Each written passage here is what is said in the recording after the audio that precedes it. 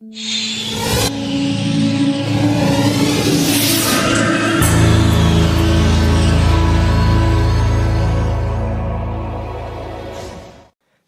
ายดีทุกค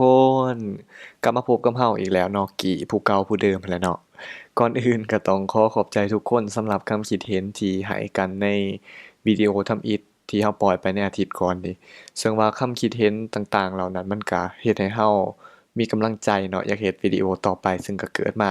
เป็นวิดีโอที่2 EP ที่1วิดีโอตัวนี้เนาะซึ่งมื้อนี้เนาะเราก็มีแขกรับเชิญพิเศษบ่วะ บ่พิเศษก็ได้ชื่อว่าหยังหลิสื่อลีหลิ เสียง อ่ะ คำทองปัตไตรศักดิ์อืมซึ่งมื้อนี้เราจะมาร่วมกันในหัวข้อทำอิฐเนาะจะมาเว้าเรื่อง bias อือฮึ ให้หลิลองอธิบายเบิ่งครับว่ามันเป็นหยัง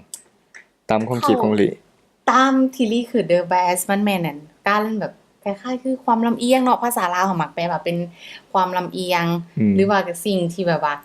มันอยู่ฝ่ายตัวเองเข้าข้างตัวเองอย่างตลอดหั้นนะแต่มันเป็นแบบเป็นความคิดที่เฮาสนับสนุนฝ่ายใดฝ่ายหนึ่งที่เฮาคิดว่าฝ่ายนั้นเป็นฝ่ายที่เฮามักหรือว่าเป็นฝ่ายของเฮาสิหั้นนะมันก็เลยแบบเป็นการลำเอียงคือว่าคันเฮาเว้าคำว่าลำเอียงปุ๊บทุกคนจะเข้าใจว่าลำเอียงเป็นหยังแล้วสมมุติว่า bias เนาะการลำเอียงนั่นนี่นะเราเห็นส่วนใหญ่เราจะเห็นอยู่ไสส่วนหลายเนาะเท่าที่เบิ่งง่ายๆก็คือข่าวของสำนักใดหนึ่งอะนะก็เจ้าก็จะเว้าสมมุติสำนักนี้มันเอียงไปทางฝ่ายนี้มันก็จะเว้าความดีของฝ่ายนี้หรือมันจะพยายามออกข่าวของฝ่ายนี้หลายๆและอีกอันหนึ่งก็อาจจะเป็นการลำเอียงที่เป็นพวกแฟนคลับพวกกันสาวก Android iOS หยังหั่นน่ะก็เจ้าก็จะมักเถียงกันว่ามันดีแนวใดมันหยังจังได๋แล้วก็เจ้าก็จะพยายามซัปพอร์ตของกะเจ้าและอีกอันหนึ่งที่ลี่คิดว่าเห็นนี่ก็น่าจะแม่นประวัติศาสตร์เพราะว่าพวกที่ก็ต้องบอกว่าประเทศใดที่เขียนประวัติศาสตร์นะก็ส่วนใหญ่ก็จะเขียนเข้าข้างตัวเองอันนั้นก็คือแบบมันเป็นการลำเอียงอีกอย่างนึงก็น่าสนใจเนาะตัวนั้นมันเป็น bias ที่เฮาเห็นได้แบบว่าอ้อมตัวเฮาแต่ว่าเรื่องที่เฮาจะมาร่วมกันในมื้อนี้มันก็เป็นอีกรูปแบบนึงของ bias ก็อาจจะเป็นอีกรูปแบบนึงของการลำเอียงแต่ว่าตัวนี้จะบ่แม่นการลำเอียงระหว่างเฮากับคนอื่นแต่ว่ามันจะเป็นสิ่งที่มันเกิดขึ้นภายในตัวเฮาเองเขาเอิ้นในภาษาอังกฤษเขาเอิ้นว่าเป็น cognitive bias cognitive bias ซึ่ง cognitive มันก็หมายความว่าเป็นเรื่องเกี่ยวกับกระบวนการความคิดหยังต่างๆเท่านี้นะซึ่งคันสมมุติว่าเว้าย่อๆก็คือมันสิเฮ็ดมันเป็นการมันเป็นกระบวนการคิดอย่างหนึ่งที่เฮาควรที่จะเฮ็ดอย่างหนึ่งนะแต่เฮาปฏิเฮ็ดอย่างหนึ่งคล้ายๆกับว่าเฮาฮู้อยู่ว่าเฮาเฮ็ดสิ่งใดสิ่งหนึ่งหั้นนะมันผิดแต่เฮาก็ยังอยากเฮ็ดอยู่จังซี่สินะเป็น cognitive bias เป็นการฝืนตัวเองบ่ก็ประมาณนั้นนะมันความจริงมันมีหลายประเภทเนาะเพราะว่าเป็นหยังเฮาจึงอยากเว้าเรื่องนี้เพราะว่าในยามนี้กำลังอ่านปึ้มบ่แม่นตอนนี้กำลังอ่านปึ้มเล่มนึงมันเป็นปึ้มอันน่ะชื่อว่าอันนั้น The Art of Thinking Clearly เนาะอันน่ะคนที่เราเขียนเราชื่อ Rolf อีหยังนี่นะ Dobelli อันน่ะเราเขียนเราเป็นอันน่ะผู้เขียนปึ้มแต่ว่าเราแปลกอย่างนึงเราบ่แม่นนั่นใดเราบ่แม่นนักจิตวิทยาใดซั่นก็สิเชื่อเราเฮ็ดหยังซะอันแหละก็ยังงงอยู่ว่าเป็นหยังคือต้องอ่านแต่ว่ามันน่าสนใจดีนะเราเป็นไปรวบรวมเอาบรรดาอันน่ะความอันน่ะ bias ต่างๆนี่นะขึ้นมาเป็นปึ้มตัวนี้ซึ่งมันมีหลายประเภทมันมีหลายแบบที่ว่าเป็น cognitive bias ตัวอย่างมื้อนี้เฮาสิมาร่วมกันให้ไอ้สิมาเว้าให้หลีฟังก็คือตัวเรื่องของเขาเอิ้นว่า sunk cost fallacy มันเป็นแบบใดหลีลองเดาเบิ่งว่ามันสิเป็นหยังบ่ฮู้อ่ะจมซังแม่นจมแม่นบ่cost แม่นราคา fallacy นี่บ่ฮู้ fallacy แม่นอันน่ะมันแปลว่าหยังวะภาษาลาวมันคล้ายๆว่าเฮามันเป็นสิ่งที่ผิดอันใดอันหนึ่งนะความผิดพลาดความหยังอยู่ประมาณนี้นะคือว่า fallacy คือแบบมีตำหนิมีหยังสิเหรอคือ flaw บ่มั่นใจเว้ย แต่ว่าเดี๋ยวสิไปเช็คเบิ่งแต่ว่า fallacy เพราะว่าตอนเคยเรียน public speaking อะนะมันจะมี fallacy อันหนึงที่แบบว่ามันเฮ็ดให้เราเข้าใจผิดแบบความเข้าใจผิดของเราอันใดอันหนึงจังซี่เขาเกิดเป็น fallacy อันน่ะแต่อันนั้นก็เปล่าไปเนาะแต่ลองเดาเบิ่งว่าประกอบเอาคำพวกนี้มาใส่แล้วมันสิออกมาในลักษณะใด มันเป็นความผิดพลาดที่แบบว่าเฮาจมปากกับมันบ่ลองเบิ่งลองเดาเบิ่ง นี่คือว่ามันแบบว่า มันอาจจะแม่นความเข้าใจผิดหรือความผิดพลาดอีหยังที่ว่าเฮายังจมอยู่กับมันน่ะนะแบบเฮายังคิดฝังใจอยู่ว่ามันแม่นเอาเลยมันเกี่ยวหยังกับ cost บ่สร้าง cost fallacy โอ๊ยบ่ฮู้ซะเลยมาซักมันก็เขาสิใส่ชื่อตัวนี้เนาะแม่นมันมีเคสหนึงที่ในปึ้มนั้นเว้าให้ฟังก็คือมีมีคู่ผัวเมียคู่หนึงไปเบิ่งหนังหนังหันปีหนังหันประมาณ$20สมมุติว่าซะ$20เนาะแล้วเราก็ซื้อปีหนังเขาไปเบิ่งแล้วบ่ฮู้ว่าหนังมันเป็นหนังแบบใดทำบิดนะแต่ว่าเราอยากไปเบิ่งหนังนํกันซื่อๆแล้วก็ไปเบิ่งหนังเลยก็บัดเบิ่งไปแล้วได้ประมาณหนังได้ครึ่งเรื่องแล้วหนังมันบ่ม่วนหั่นนะแบบมันบ่ม่วนแฮงอะนะผัวอยากออกไปแต่เมียหั่นว่าบ่ออกจะได้ก็บ่ออกย้อนหยังย้อนว่าได้ซื้อแล้วนะเสียดายเงินแบบคล้ายๆความเสียดายเงินที่มันเกิดขึ้นซึ่งคันเฮามาเบิ่งตามความเป็นจริงการที่เฮาเฮ็ดแบบนั้นน่ะบ่มีผลดีหยังไดเพราะว่าเฮาก็ฮู้ว่าหนังมันบ่ม่วนแต่การที่เฮาฝืนอยู่หั่นน่ะมันอยู่ย้อนเฮาเสียดายเวลาที่เฮาได้อันน่ะใส่ไปหรือว่าเสียดายเงินที่เฮาได้ใส่ไปมันก็เลยเฮ็ดให้เฮาอยู่ต่อซึ่งแบบสุดท้ายมาแล้วก็ออกมาจมว่าหนังมันบ่ม่วนหั่นนะมันเป็น fallacy มันเป็นcognitive bias อันนึงที่มันเกิดขึ้นในกระบวนการคิดของเฮามันมีอีกกรณีนึงเนาะตัวอย่างอีกอันนึงคือคนเล่นการพนันลิ้นไปนะฮู้ว่าแฮงเสียแฮงอยากลิ้นแม่นเข้าใจบ่แม่นเสียเท่าใดก็ยังว่าลิ้นจังนั้นมันก็ได้คืนจังซี่นะอันนั้นมันเป็นการสร้าง cost fallacy อันนึงที่แบบว่ามันเฮ็ดให้เฮาคิดว่าเฮาสิได้คืนหั่นนะมันก็คือแบบความคิดเข้าข้างตัวเองบ่ที่ก็มันแบบแม่นก็อาจจะมีส่วนกับประมาณนั้นมันแบบว่ามันก็มีความลำเอียงที่ว่าลำเอียงมาอยู่ข้างตัวเองอะนะว่า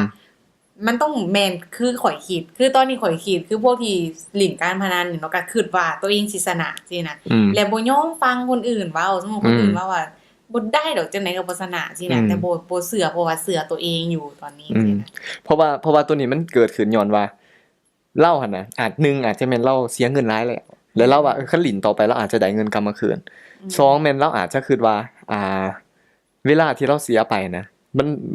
มันเสียเวลาไปแล้วจึงได้ก็ต้องได้คืนคือว่าข่อยมาเบิดมื้อแล้วข่อยสิบ่ได้หยังกลับเลยบ่จังซี่นะ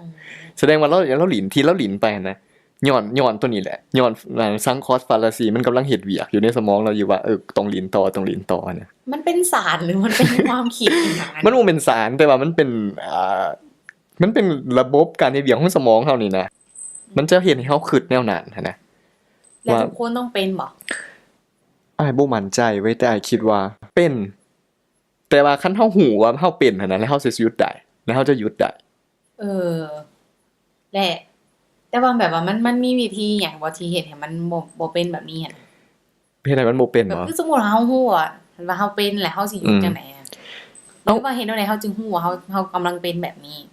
เฮาจะฮู้โลด1ก็คือถ้าสมมุติว่าเฮารู้สึกว่าเฮาฝืนตัวเองเฮ็ดหยังอยู่โดยที่เฮาบ่มักหรือว่าในสิ่งที่เฮาบ่ฮู้ว่ามันสิได้ผลตอบแทนที่ดีนะแต่เฮายังฝืนเฮ็ดอยู่นะแสดงว่าเฮาก็อยู่ในอันนี้แหละ cognitive bias ตัวนี้กำลังเฮ็ดเวียกอยู่ในสมองเฮาอยู่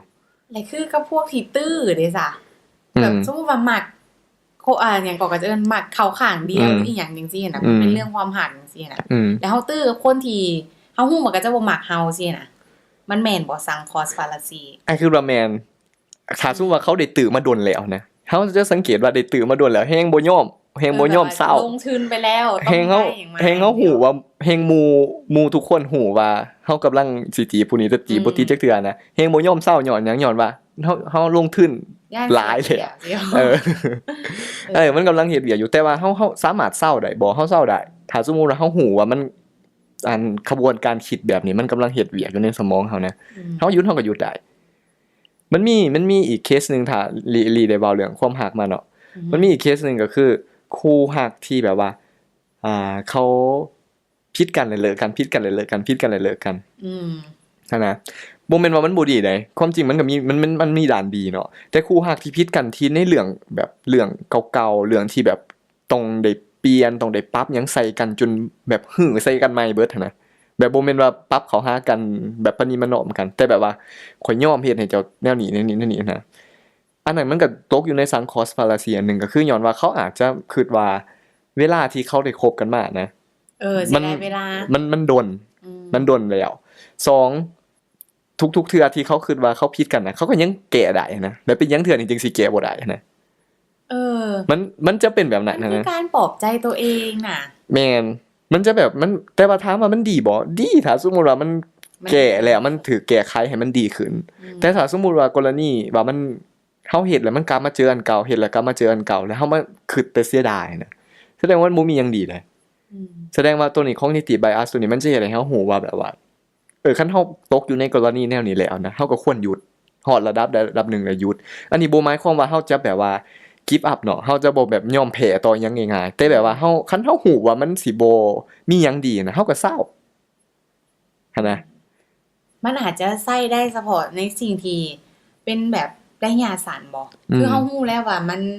นบ่เห็นผลแล้วแหละในตอนนี้แล้วเฮาต้องหยุดไปก่อนซี่นะลีเคยเป็นบ่อ่านปึ้มเคยฟื้นอ่านปึ้มให้มันจบบ่เคยนี่กำลังเป็นนี่บ่จบจักเทื่อเห็นบ่แบบเป็นหยังเฮาจึงฟื้นอ่านปึ้มให้มันจบอ้าวเพราะว่าตั้งใจไว้แล้วติบอกคิดไว้แล้วนะว่าสิอ่านเนี่ยมันจบซี่นะแล้วเฮาได้หยังจากปึ้มตัวนั้นก็ได้หลายอย่างแต่ก็บ่เข้าหัวจักอย่างแต่เป็นหยังเฮาคือฟื้นอ่านหั่นแหละเนาะแบบเป็นหยังคือเฮาบ่ปิดแล้วไปหาปึ้มพอใหม่มาอ่านที่เฮาพอจะได้นะเสียดายเงินที่บ่ซื้อมาเลยเด้ซังคอสฟาลาซีอะไรมันเป็นแบบคล้ายๆนี้นะแสดงว่ามันจะเป็นเกี่ยวกับเรื่องการลงทุนเรื่องเงินแม่นมาต้นๆเลยส่วนใหญ่จะเป็นเว้าเรื่องเงินเขามันมีส่วนเกี่ยวข้องบ่แม่นคันบ่แม่นเงินก็แม่นเวลาที่เฮาลงทุนไปมันเป็นการลงทุนเนาะเพียงมันจึงใส่ชื่อว่า sunk cost fallacy เนาะมันมี cost ตัวนั้นนะเฮาลงทุนแล้ว cost มันเว้าเรื่องเกี่ยวกับเงินเรื่องเกี่ยวกับการลงทุนอันนั้นนึงถ้าเฮาลงทุนเฮ็ดอันนึงแล้วแสดงว่าเฮามีความคิดแล้วว่าฟื้นให้เฮ็ดจังได๋ก็ต้องได้จังซี่นะแต่คันเคสมันโชคดีมันก็สิได้คิดว่าได้ถ้าบ่แม่นว่าเคสโชคดีดอกคันเฮาเบิ่งออกนะว่าเฮาควรเฮ็ดแนวใดจังซี่นะเฮาก็เฮ็ดได้แต่ว่าคันสมมุติว่าเฮาฟื้นเฮ็ดหั่นนะอันนี้ก็บ่ปานใดเว้ยแต่บางคนก็อาจจะบ่ฮู้ที่บอกว่าเขาเจ้ากำลังฝืนอยู่นะนั่นแหละก็จึงเฮ็ดวิดีโอตัวนี้มาเขาฮู้ว่ามันคันเขาฝืนอยู่แสดงว่าเขาตกอยู่ในซังคอสฟาลาซีตัวนี้นะแล้วมันอาจจะเฮ็ดให้เฮาตัดสินใจง่ายขึ้นคิดว่าได้มันอาจจะเฮ็ดให้เฮาตัดสินใจง่ายขึ้นว่าถ้าเฮาเฮ็ดอันใดอันหนึ่งแล้วควรหยุดนะเฮาก็หยุดนะ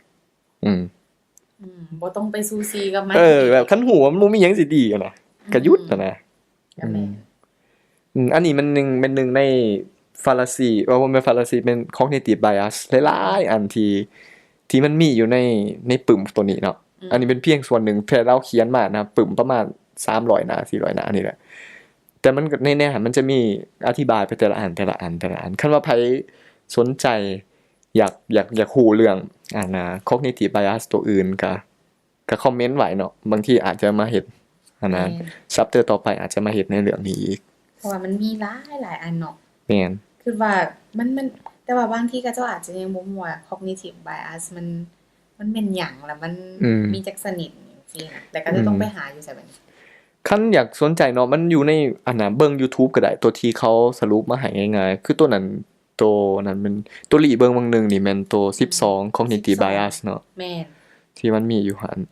แต่ว่าก็เจ้าบ่ได้บอกละเอียดแม่นบ่อาจจะบ่ละเอียดคืออยู่ในกลุ่มตัวนี้นะแต่อย่างน้อยเฮาก็ฮู้ว่ามันมีจักสนิทหรือว่ามันมีแบบนี้อยู่นำซี่นะตัวที่เขายกมามันเพียงแต่12อันที่อยู่ในแบบหลายๆอันนะมันอาจจะเป็นตัวเด่นๆที่เฮาเจอตลอดแล้วตัว bias น่ะมันมีแบบด้านดีอยู่บ่เพราะว่ามันซึ่งสิเว้ามามันมีผลเสียมาได้ดีแหละว่ามันแต่ว่ามันแล้วแต่ละชนิดของมัน คันสนิทที่ดีก็ดีคันสนิทที่บ่ดีก็บ่ดีตัวนี้น่ะบ่แม่นว่าเฮาเว้าขึ้นมาเพื่อให้คนแบบว่าเห็นแต่ด้านบ่ดีของมันเนาะแต่แบบ bias ที่ดีมันก็มีคือกันตัวหมายถึง cognitive bias ที่ดีนะมันก็มีคือกันแต่คันมีโอกาสเฮาก็สิมาเว้าให้ฟังว่าตัวใดเนี่ยมันสิเป็นตัวดีโอเคมื้อนี้ก็ขอบใจหลีหลายๆที่มาถาม ที่มาร่วมนำเนาะก็คือเก่าเนาะคันไผมีคำคิดคำเห็นหยังก็คอมเมนต์ไว้หรือมีหยังที่สิ่งที่อยากให้เฮาปรับปรุงก็คอมเมนต์ไว้คือกันแล้วเราจะพยายามปรับปรุงให้มันดีขึ้นเรื่อยๆโอกาสหน้าเชิญหลีมาใหม่เด้อโอเคมาร่วมกันใหม่มื้อนี้ก็ขอบใจหลีหลายๆแล้วก็ขอบใจทุกคนที่ฟังนำกันตั้งแต่ต้นจนจบนำนั้นเนาะโอเคบายบ๊ายบาย